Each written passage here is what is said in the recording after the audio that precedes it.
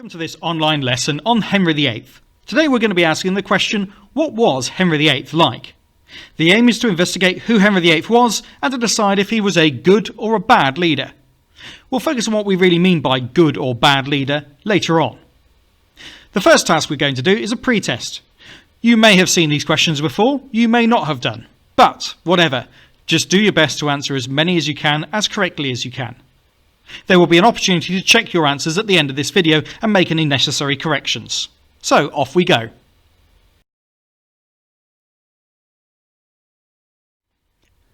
I'm going to read each question fairly quickly, so you can pause after I've read each one and write down your answer, or you can wait till I've read through all of them and create all your answers at once. Question number 1. Who did Henry VII defeat at Bosworth Field in 1485? Question number 2. What religious movement did Martin Luther start? Not to be confused with Martin Luther King, who's much more recent. Question number 3. What was the Act of Supremacy? Question number 4. Give 2 reasons why Henry VIII dissolved the monasteries. Question number 5. Give the name of Henry VIII's wives in order of marriage.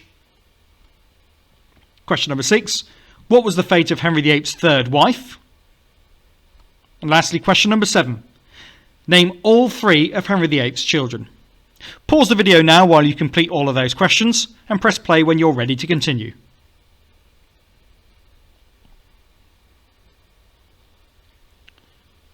Done? Okay, remember we'll have a look at the answers at the end of the lesson. Firstly, we're going to do a quick turn and talk exercise. If you have someone with you, then discuss this with them first before writing down your answers. If you're completing this work on your own, you can go straight to completing your answers. Decide on 5 examples for each side of this table. Then note them down either in your book or however you are filling out this lesson. Good leaders are, and bad leaders are. Okay, 5 bullet points to describe good leaders and 5 to describe bad leaders. Pause the video while you discuss this and note down your answers. Pause the video now.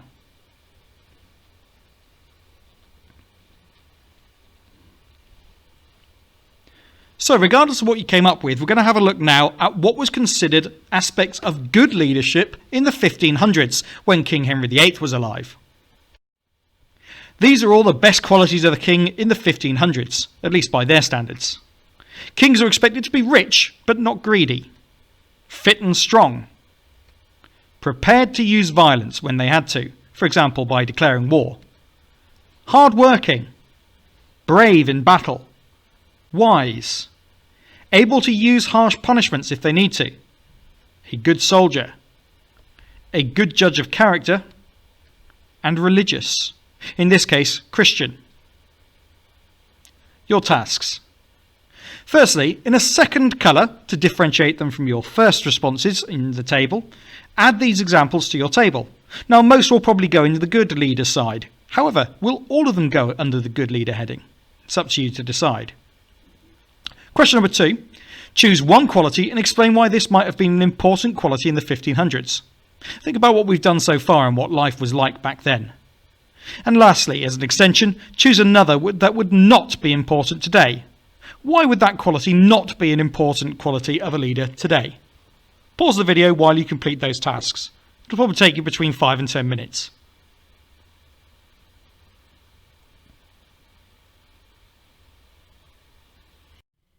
The next task is going to take up the bulk of the lesson. You'll want to produce a table like this. Henry VIII was a good leader, and you're going to write all your examples of how Henry VIII was a good leader, and Henry VIII was a bad leader, and then underneath that one you can write all the examples that made Henry VIII a bad leader. We will study a series of sources and pieces of information. Select examples which you believe show Henry to be a good leader and examples which you believe show Henry to be a bad leader. And then you could do this in a table like the one I've just described. So let's have a look at our first piece of information. Firstly, your current understanding of Henry VIII might be that he was a big, fat, angry king, and that's certainly true for part of his reign. However, have a look at this early portrait of him, painted soon after he became king. Consider this information. What makes Henry a good leader and what makes him a bad leader? One of his contemporaries, in other words someone who was alive at the time he was, described him as this. After dinner we were taken to see him. He is very good looking, tall and strong with brown hair. He speaks many languages and plays sport as well as any man in England. He is a young man who will soon be 25 years old. Okay, does that suggest that Henry is a good leader or a bad leader? Pause the video and make some appropriate notes in your table now.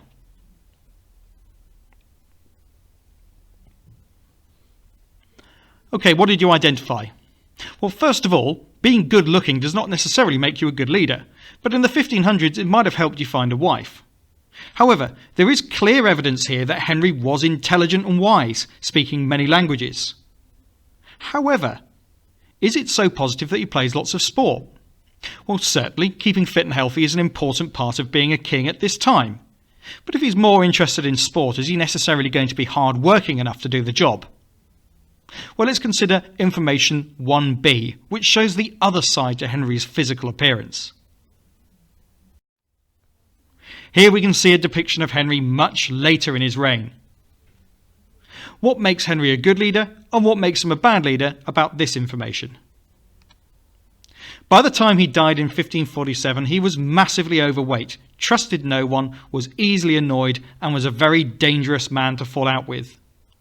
Look at the painting. It's quite clear that Henry is incredibly obese at this time. He would not be fit and healthy at all. Note too that there is some sort of strap around one of his legs. This is a leg which was seriously wounded in a jousting accident. It is also possible that this jousting accident early in his reign caused some brain damage that severely changed Henry VIII's personality and made him a much more annoyed and dangerous man to fall out with. Henry's wound on his leg never really truly healed, and so he spent the rest of his life in pain and unable to move as he once did. Maybe this isn't his fault. However, does it make him a good leader or a bad leader? Write down some findings and pause the video now.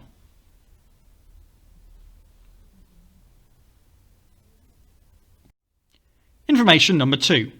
What makes Henry a good leader and what makes him a bad leader about each of these examples? Make some appropriate notes in your table. Henry excelled at sports, especially jousting, hunting and tennis.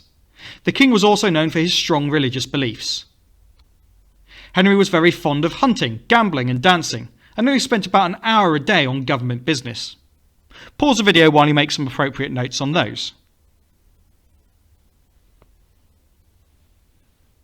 Perhaps we're not getting a particular picture of Henry being the most hard-working of kings. Well, this might explain it. Henry never expected to be king. His elder brother, Arthur, died unexpectedly, placing him in line to the throne, a position he had never really been prepared for, although he had been well educated. Henry, as a result, relied heavily on his Lord Chancellor and other government ministers to run the country. Henry VIII found this useful because if any of his policies were unpopular, he could blame his ministers. In some cases, he even arranged for these ministers to be executed, although they were only carrying out Henry's orders. What does that suggest about him as a leader? Well, pause the video here and make some detailed notes on these bits of information.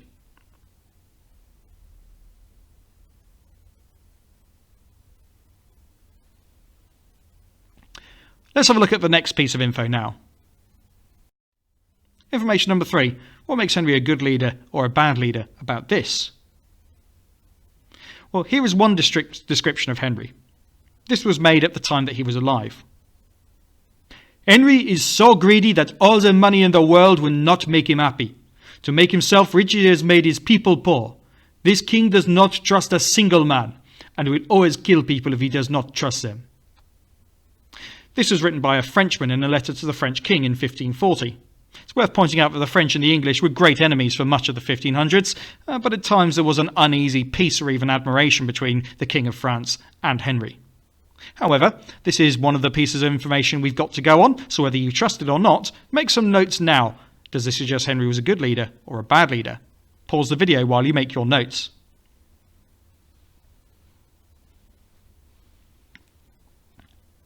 While it is necessary for kings to perhaps kill or torture people that they didn't trust at this time, it's hardly necessarily a way that a king would want to be remembered. Information 4.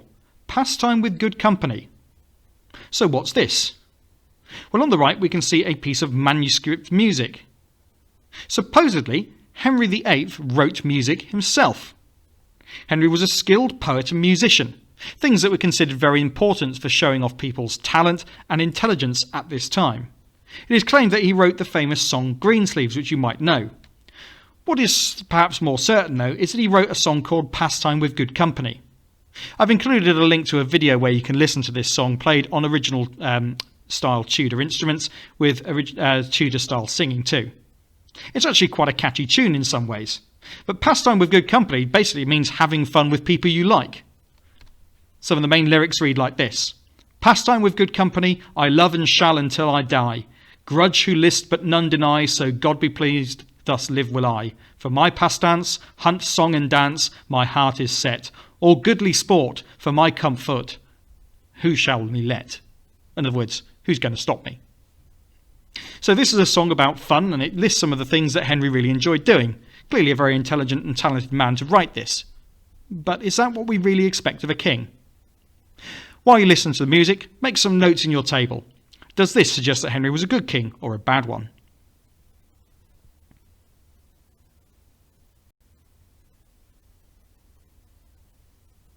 Information number 5. Henry enforced a law that stated that beggars should be sent out of towns and whipped as they left. This can be seen depicted in the woodcut at the bottom of the screen. However, things could be worse.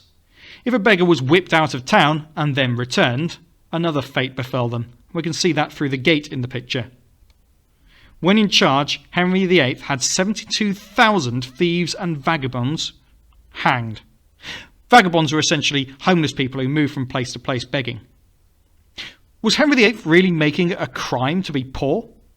Well, this seems to suggest it. However, pause the video here and make some notes on your table now.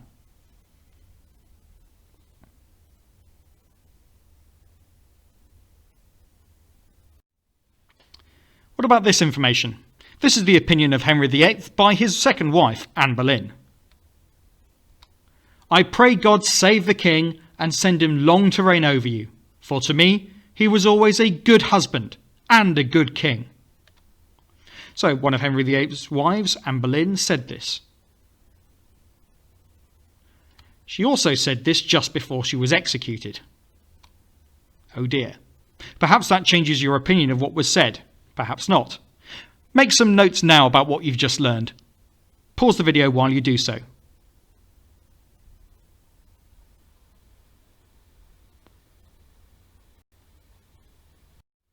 Now we're going to put all this information together. We're going to answer this question. How far do you agree that Henry VIII was a good king? When answering this, you should recognise that it says how far. You can completely agree, completely disagree, or you can agree to an extent, a small extent, a large extent, whatever. It's up to you to make your mind up. But we're going to do this as a piece of structured writing. I'm going to provide you with a writing frame in sections. You're very welcome to use this, but you don't have to. But you must include examples that show that Henry was a good king in some ways, that he was a bad king in others, and then have your overall opinion at the end. Let's have a look at section number 1. In some ways, Henry VIII was a good leader and king. An example that supports this view is, choose one from your notes. This meant that the effect of this was, again, choose this from your notes, and this made him a good king because, and explain that based upon your own opinion. If you're unable to select an example to support this view, then you'll need to look back at an earlier part of the video and make sure that your notes are appropriately detailed. If you want to include more than one example, please do. The more you include, the better. Pause the video while you complete the first section on what made Henry VIII a good king.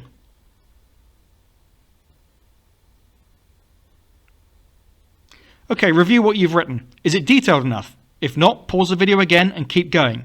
You'll want to spend between 5 and 7 minutes on each of these sections.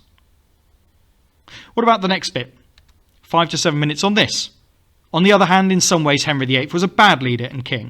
An example that supports this view is, this meant, or the effect of this was, and this made him a bad king because. Again, the more examples you can include, the better, but make sure we link it back to this idea of Henry either being a good king or a bad king. You can use the writing frame if you need to, but again, you don't have to. Pause the video while you complete section 2.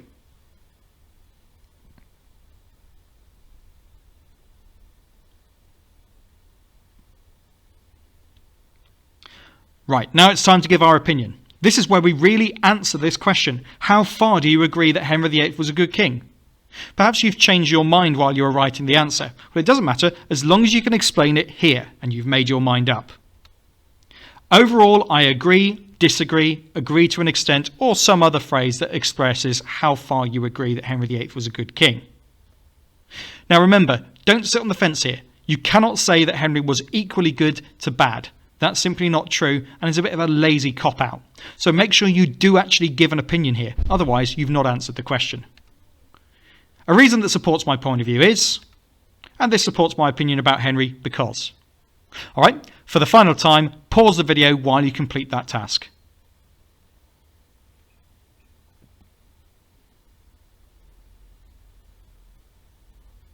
Done? Well, hopefully you've given a balanced answer. You've given reasons that he was a good king, you've given reasons he was a bad king, and you've given your view overall, having considered and weighed up both sides. Well done if you have. Let's move on to our pre-test answers. Perhaps you've encountered these questions before and you'll improve upon last time. Perhaps not, but let's see what you've got. Who did Henry VII defeat at Bosworth Field in 1485? It was Richard III. What religious movement did Martin Luther start? Protestantism. What was the Act of Supremacy? A law that made Henry VIII the head of the church. Give 2 reasons why Henry VIII dissolved the monasteries. Well, there's lots of reasons you could have gone for here. Some of the most common ones will be along these lines, so give yourself the mark if you think you're close. To get money or land, to give land to his supporters, to increase his power over the church, to get rid of opponents, to make England more Protestant. Pause the video while you make your corrections and mark your work, and then we'll move on to the last few questions.